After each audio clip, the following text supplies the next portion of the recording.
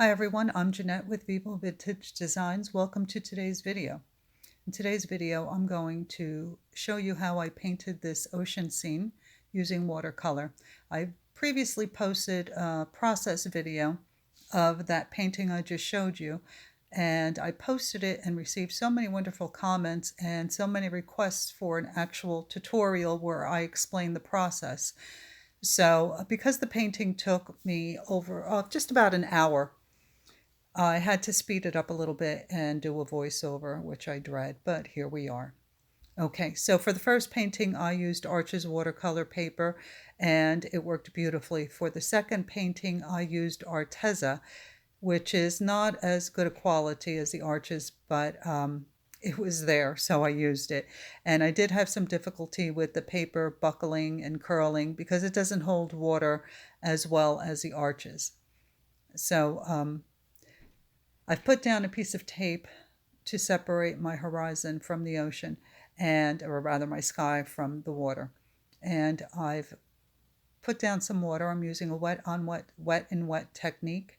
And I've used a darker consistency of paint at the top and went lighter as I hit the horizon. And I've used a damp brush to lift some of the paint to create some clouds.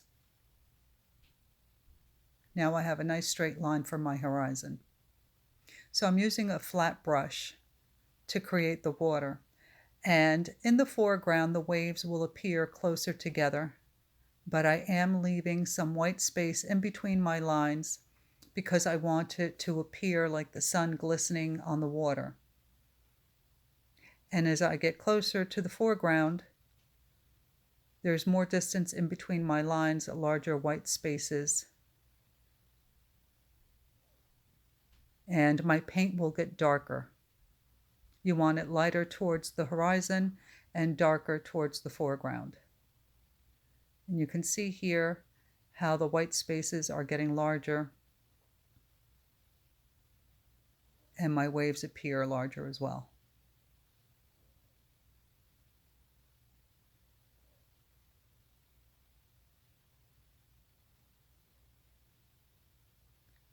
In between my layers, I am using a dryer to dry the paper. And now I've mixed some Payne's Gray into the initial mix of color that I created. And I'm beginning to outline my waves in the foreground. And once I outline them, I'm using my brush. I'm cleaning my brush and softening the lines at the bottom of those of that outline so that they blend into the wave. And right now the painting looks like a bit of a mess, but trust me, it comes together in the end. Now I'm just adding a little bit of that mix with the Payne's Gray, but adding water so that it appears lighter towards the horizon. And being mindful of my white spaces so that I don't paint over them.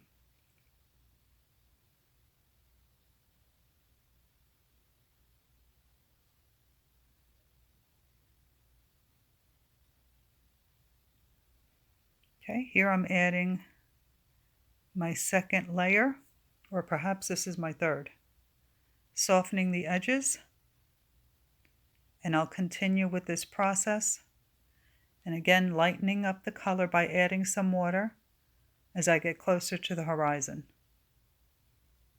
I want more definition and detail in the waves in the foreground than I do in the waves in the background.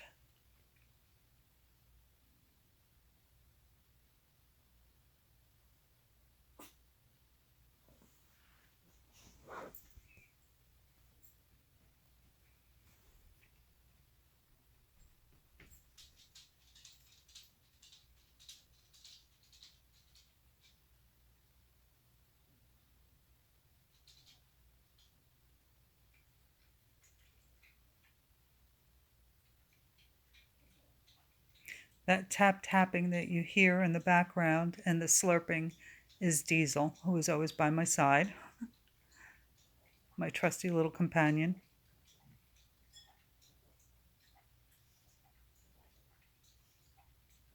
You can see here that the paint is getting lighter. Again, I added water to it, and the lines are closer together and not nearly as much detail as there is in the foreground.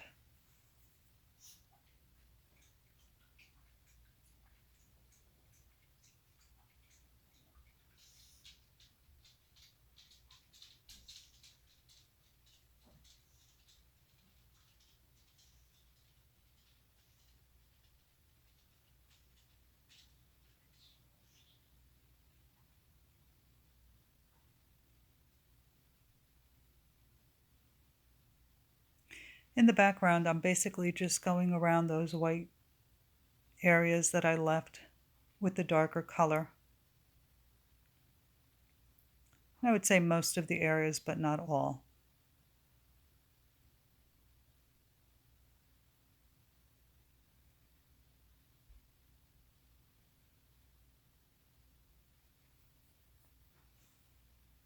So I've added a little bit more Payne's Gray to my mix.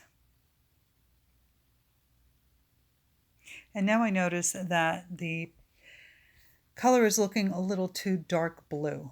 So I've taken some green that I used in a previous painting, and I've mixed a little bit of it into the blue that I used for the initial waves or the initial painting.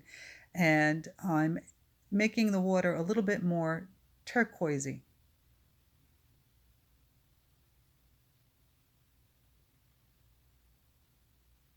And before I start my next layer, I make sure that it's completely dry. I'm actually using an embossing gun or a blow dryer to dry in between layers.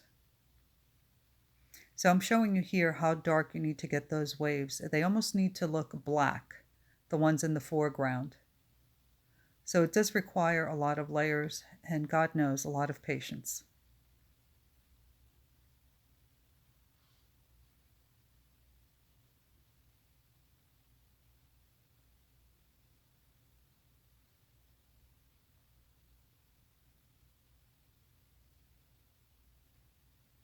So at this point, I'm still using the brush the wet brush, clean wet brush after I do the outline to soften those edges and blend them into the rest of the wave. And I lost count of what layer this is, but you can see that the waves are not nearly dark enough yet.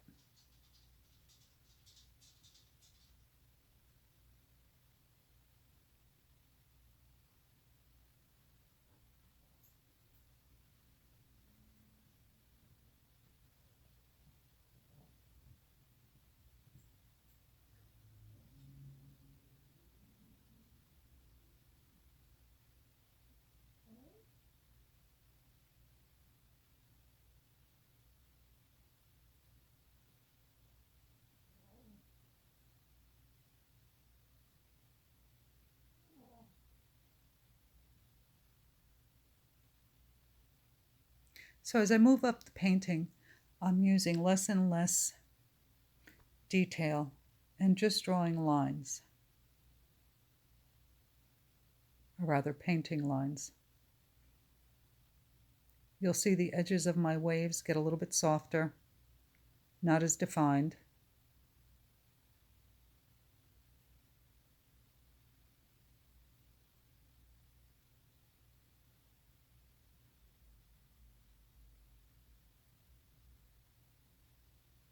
And always lightening up my color.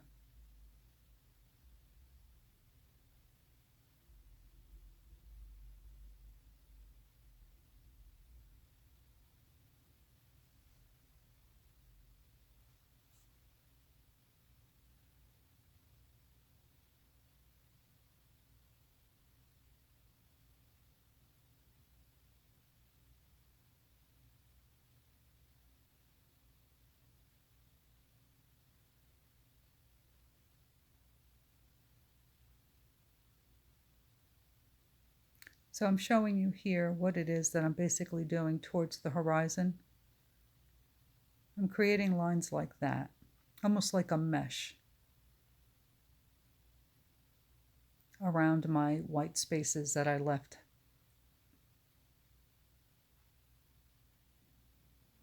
Okay, at this point, I am no longer softening the edges after I outline the waves.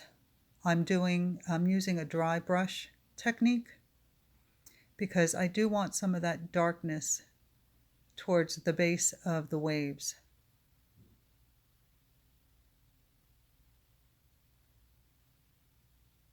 And I found that the liner brush works really well for this technique.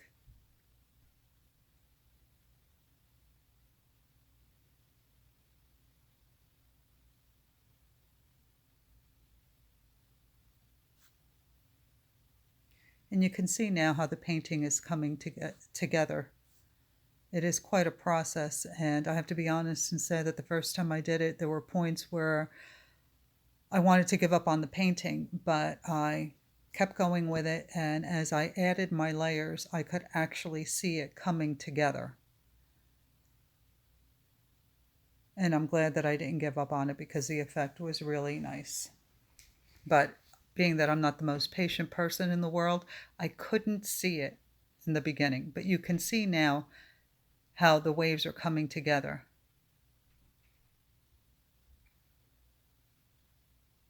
So now I'm taking my Winsor & Newton gouache, and I'm wetting my brush and dipping it into the gouache and mixing it up. And you should really test the consistency before you apply it to the paper, because you can see there I got a big glob of it on my painting. So now again I'm using a dry brush technique to add the highlights to the waves. Now I'm using the Winsor & Newton gouache, and I find that it doesn't dry as bright white as I would like it to. So after the video, I did have to go back and go over some of those highlights. You can also use a white gel pen to add some highlights.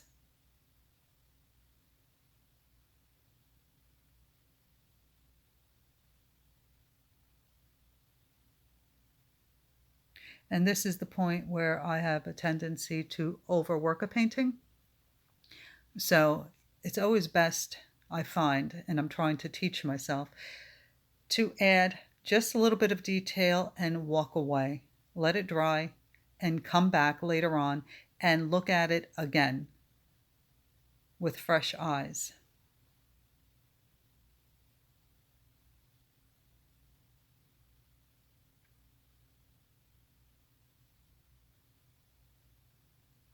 As I move into the background, I'm just adding a little bit, again, dry brush gouache, just little lines here and there, accenting those white spaces that I left out.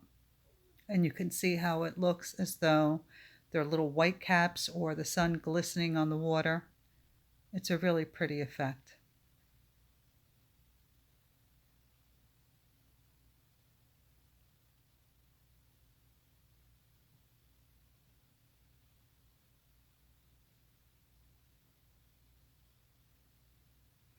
All right, so we're nearing the ending of this video. I want to thank you so much for watching, and remind you again, if you have any questions, just drop them in the comments. And if you enjoyed this video and would like to show your support, please give me a thumbs up and consider subscribing. Thank you so much for watching, and I'll see you in the next video. Bye.